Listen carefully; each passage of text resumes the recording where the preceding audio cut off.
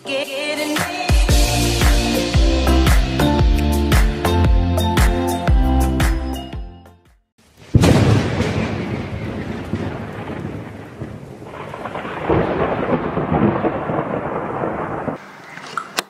students, welcome to the next lecture of electric potential. Last lecture में हमने formula देखा electric potential का, it is work done by charge, और हमने discuss किया काफी इलेक्ट्रिक पोटेंशियल और वर्क के ऊपर। अभी हम फॉर्मूला बना रहे पॉइंट चार्ज के लिए। तो पॉइंट चार्ज का of course we are not doing derivation as we are just focusing on JEE and NEET के न्यूमेरिकल्स। तो सिर्फ कॉन्सेप्ट पे मैं बात कर रहा हूं अभी कि कॉन्सेप्ट कैसे होगा। So electric potential of a system, okay, और electric potential of a point charge. अभी एक सिंगल पॉइंट चार्ज आप लोगे, ओके, तो वो आजू बाजू में इलेक्ट्रिक फील्ड उसने बनाया, बराबर है। सपोज ये पॉइंट पे मुझे पोटेंशियल फाइंड करना है। क्या फाइंड करना है? Potential which is at a distance R. Okay, तो charge is at point O जो इलेक्ट्रिक फील्ड बना रहा है, और मैंने एक पॉइंट P सिलेक्ट किया in the electric field. Okay, I have consider point P in the electric field where I want to find electric potential. तो point charge की वजह से जो इलेक्ट्रिक पोटेंशियल बनता है उसका फॉर्मूला याद रखो, electric constant. Okay, what is electric constant? 1/4 pi epsilon naught into charge which produce field। Charge जो फील्ड बनाता है, यहां पे कौन फील्ड बना रहा है? Q। ओके, अपॉन डिस्टेंस जहां पे अपने को फाइंड करना है। तो this is how we are going to remember the formula कि यहां पे जो पोटेंशियल बन रहा है उसका formula electric constant. What is electric constant? 1/4 pi epsilon naught Q upon R, बराबर है? 1/4 pi epsilon naught electric constant, charge Q है और डिस्टेंस कौन सा है? R। तो जनरल फॉर्मूला। अभी मैंने पहले ही बोला कि पोटेंशियल एक स्केलर क्वांटिटी, तो भी प्लस और माइनस लेना है। जैसे कि पॉजिटिव चार्ज पॉजिटिव पोटेंशियल बनाएगा, नेगेटिव चार्ज नेगेटिव पोटेंशियल बनाएगा। तो ये पॉइंट बहुत अच्छे से याद रखो कि पॉजिटिव चार्ज हमेशा पॉजिटिव पोटेंशियल बनाता है, नेगेटिव चार्ज हमेशा नेगेटिव पोटेंशियल बनाएगा। ठीक है, I hope this point is clear. तो इलेक्ट्रिक पोटेंशियल का formula V is equal to 1/4 pi epsilon naught Q upon R। ये लर्न कर दो, ये पॉइंट चार्ज का फॉर्मूला है। ठीक है, ये पॉइंट चार्ज का फॉर्मूला है, और पॉजिटिव चार्ज हमेशा पॉजिटिव पोटेंशियल बनाएगा and negative charge negative potential बनाएगा।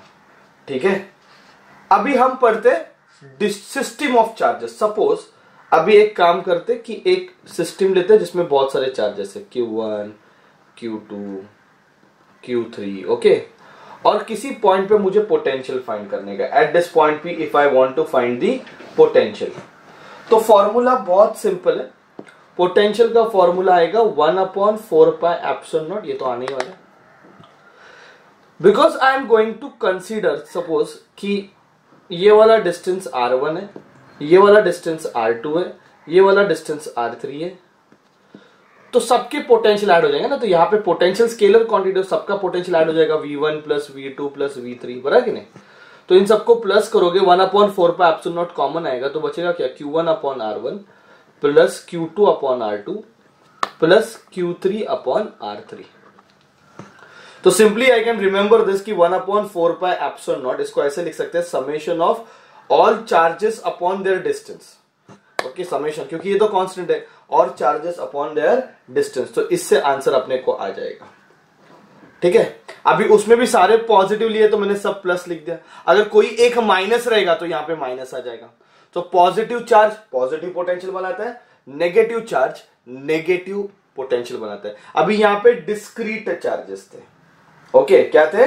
Discrete charges. पर अगर सोचो कि एक कोई सेगमेंट है, उसके ऊपर ऐसे चार्जेस है, ठीक है, उसके ऊपर ऐसे चार्जेस है, कंटिन्यूअस डिस्ट्रीब्यूटेड चार्जेस है, और ये किसी पॉइंट P पे पोटेंशियल फाइंड करना है।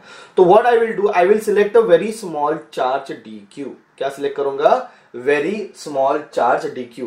और ये स्मॉल चार्ज यहाँ पे कितना, ये स्मॉल चार्ज यहाँ पे कितना पोटेंशियल बनाता है वो फाइंड करूंगा। तो फॉर्मूला क्या, 1/4πε0 dq upon r। Okay, but अगर मुझे इसको सॉल्व करना है तो मैं क्या करेगा, इसको इंटीग्रेट कर दूंगा, क्योंकि ये तो सिंगल चार्ज की वजह से हुआ। तो अगर पूरे बॉडी की वजह से चाहिए तो 1/4πε0 integration of dq upon r। तो ये फंडा यूज करेंगे।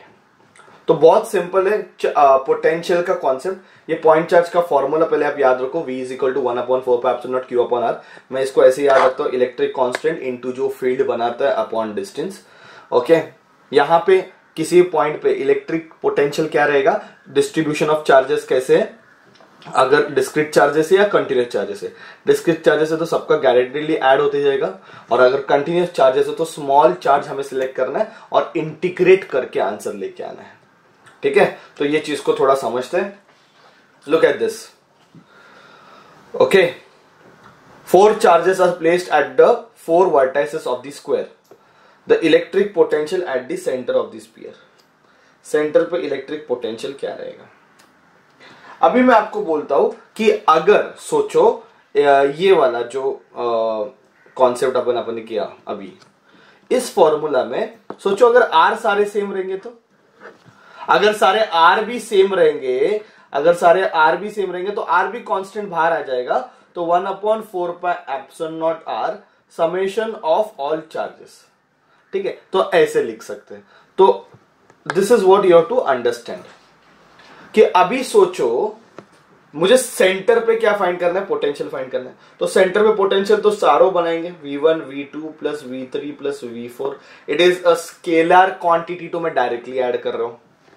तो इसने पोटेंशियल बनाया, इसने पोटेंशियल बनाया, इसने बनाया, इसने बनाया, सब लोगों ने पोटेंशियल बनाया, सबका पोटेंशियल मैंने क्या कर दिया, यहां पे ऐड कर दिया।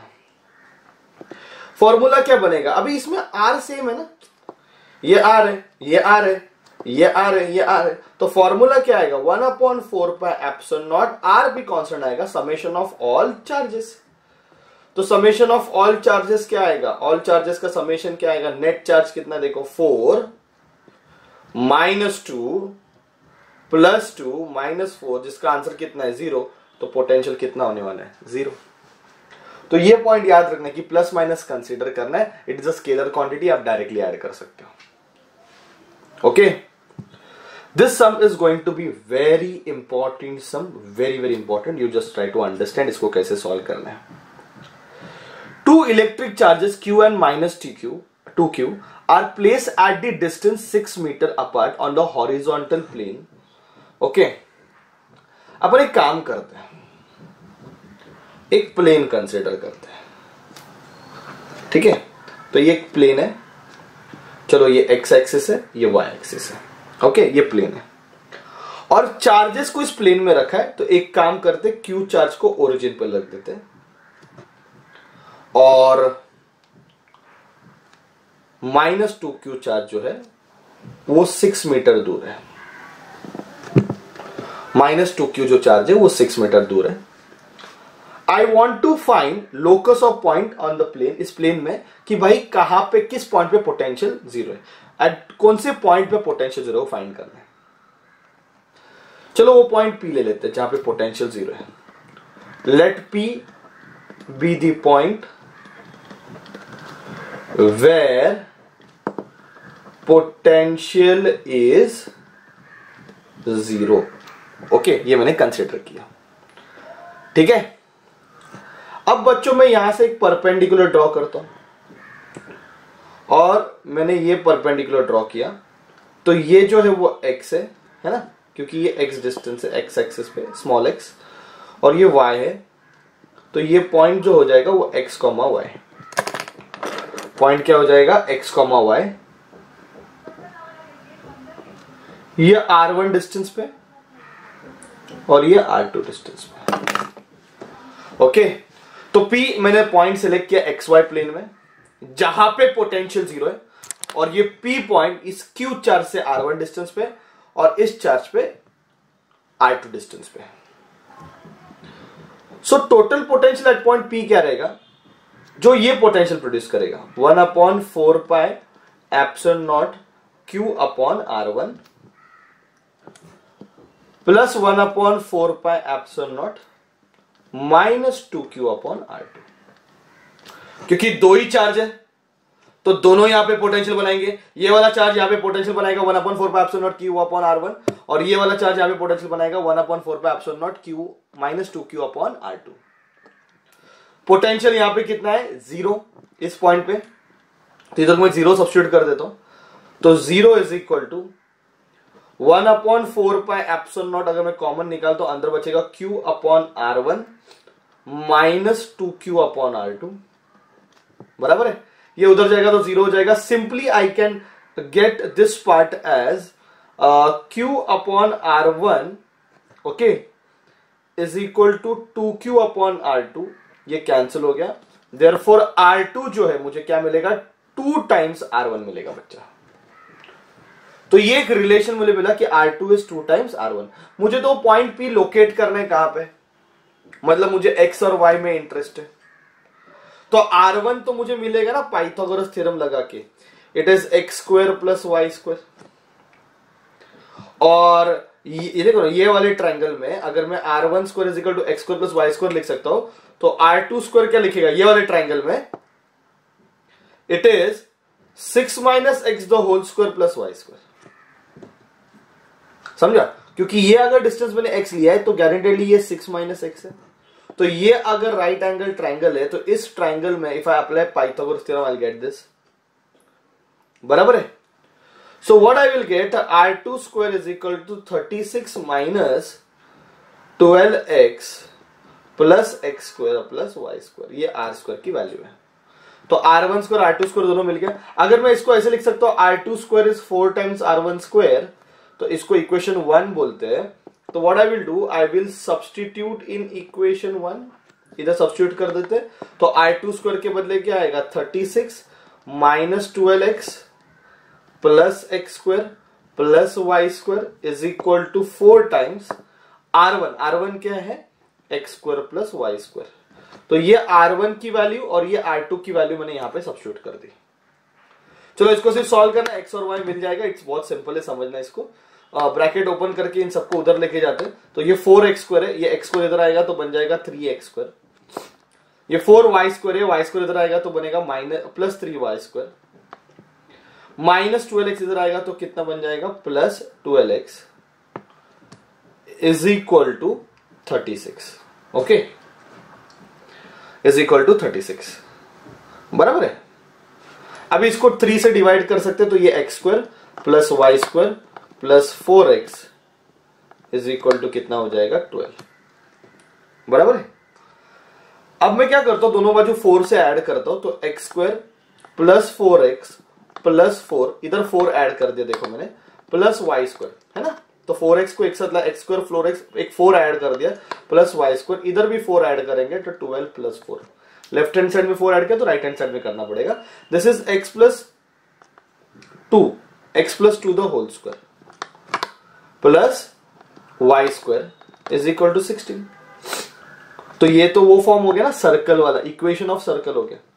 इक्वेशन ऑफ सर्कल याद करो, इक्वेशन ऑफ सर्कल क्या है, x minus x1 the whole square plus y minus y1 the whole square is equal to r square, या फिर x square plus y square is equal to r square. ये standard equation हो गया। Okay और ये equation of circle, ये equation of circle. तो ये इसकी तरह नहीं निकला x plus 2 the whole square, मतलब x1 की वैल्यू कितनी आई, सॉरी हाँ या मतलब इसको अगर मैं कंपेयर कर रहा हूं तो आई गेट द वैल्यू, मुझे लोकस मिलेगा, लोकस एट पॉइंट, और पॉइंट मुझे मिल जाएगा। अगर मैं कंपेयर कर तो ये प्लस 2 और माइनस x1 है तो ये माइनस 2 हो जाएगा, और इधर y1 की वैल्यू कितनी है 0 है, तो लोकस ऑफ पॉइंट कितना हो जाएगा -2, 0। तो ये हमेशा मेरे को याद रखो, क्या मिला अपने को, इक्वेशन ऑफ सर्कल मिला। तो लोकस जो है वो पॉइंट मुझे कहां पे मिला -2, 0। You compare with this equation you will understand. Point क्या मिला मुझे -2, 0 and we got the answer. ठीक है, तो और रेडियस मतलब बेसिकली -2, 0 मतलब ये पॉइंट P जो है वो -2, 0 मतलब यू अंडरस्टैंड कहीं यहां पे आने वाले, वो तो जनरली हमने यहां पे कंसिडर किया था। वेरी इंपॉर्टेंट सम, एक दो बार प्रैक्टिस करो, देखो आपको वापस अच्छे से जम रहा है नहीं जम रहा है। Next, what is the electric potential at the centre and on the axis of charge ring. एक रिंग है, इसके ऊपर ऐसे चार्जेस है, okay, let Q be the charges on the ring. मुझे फाइंड करना है सेंटर पे कितना पोटेंशियल बनेगा और एक्सिस पे eight a distance, suppose x distance axis पे कितना पोटेंशियल बनेगा। ओके, चलो ये रेडियस अपन ले लेते हैं R. Okay, let R be the radius of ring. तो ये बहुत सिंपल सम है। अभी तक आपने डिस्क्रीट पॉइंट्स देखे, दो अलग पॉइंट्स देखे। अब ये कंटिन्यूस डिस्ट्रीब्यूशन, तो छोटा सा एक चार्ज ले लो डी क्यू, और ये डी क्यू चार्ज यहां पे कितना पोटेंशियल बनाता है फाइंड करते हैं। डी क्यू चार्ज यहां पे कितना पोटेंशियल बनाएगा, 1/4 epsilon naught d q upon R. This is at centre I am talking about, है ना। तो ये डी क्यू वाला चार्ज यहां पे कितना बनाएगा, 1/4 epsilon naught d q upon are.